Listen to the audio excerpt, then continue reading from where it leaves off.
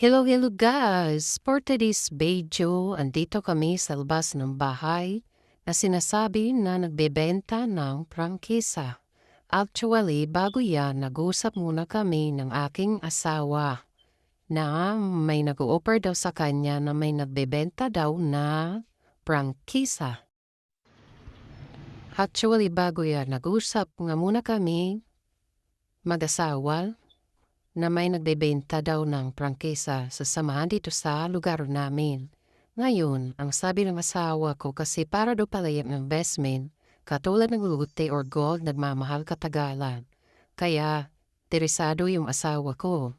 Kaya dali-dali ako kanina nagpunta sa bayan at nag-withdraw ng pera na kahit papano may naipon naman kami. Kaya, nagpunta ko sa bayan at nag-withdraw. Mayroon naman kami na ipon. Ang barak nga namin sa pera na yun ay para sa bahay na ipapagawa ulit namin. Kaso nakatira pa nga doon yung mga pamangkin niya. Pinapaupahan namin sa kanila. Andito at hinakausap ng asawa ko at nakikipagtawaran pa nga. At baka mabawasan kahit papano yung halaga na ibinibigay. Kaso ayaw talaga makipagtawaran. Fix na yung halaga na yun na in-offer sa amin na 65,000 o diba ang pricing. Andito nga lang ako sa tabi at nakikinig sa mga usapan nila habang nakikipagtawaran yung asawa ko. Kahit man lang mabawasan ng 5K or 3K man lang kaso ayaw talaga magpatawad. Fix na talaga yung pera na in-offer sa amin na 65,000. Kaya pumayag na lang kami na ibigay ang halaga na yun. Total investment naman pati yan. If gusto din namin makabili ng tricycle magagamit namin dahil may samahan na rin dito sa lugar namin. Di na mahirapan ibiyahe kaso ipon pa kami ng pambili ngayon. Kaya yan lang muna. At sana pala rin ulit at makaipon pa para pag may pera ulit, tricycle naman ang mapundar naming mag-asawa.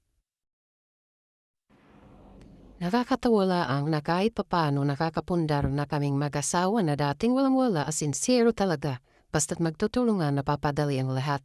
Basta i-bless lang palagi ni God. Thank you Lord sa lahat ng mga binibigay niyo po sa amin. Maraming salamat po sa mga pinagkaloob niyo po sa amin. Una, nautay namin pagawa yung bahay na tinitira namin.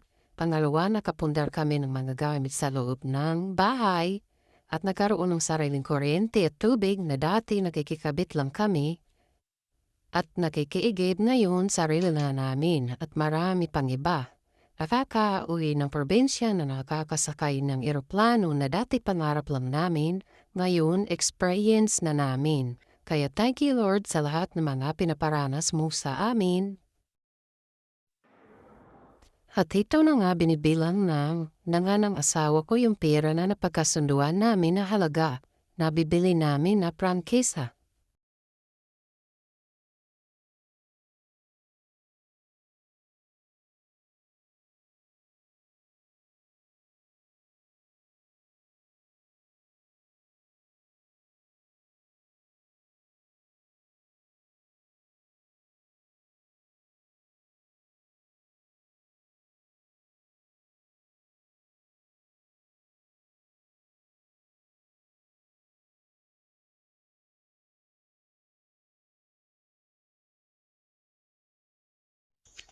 At pinicturean ko nga sila ng aking asawa at yung may-ari ng prangkisa.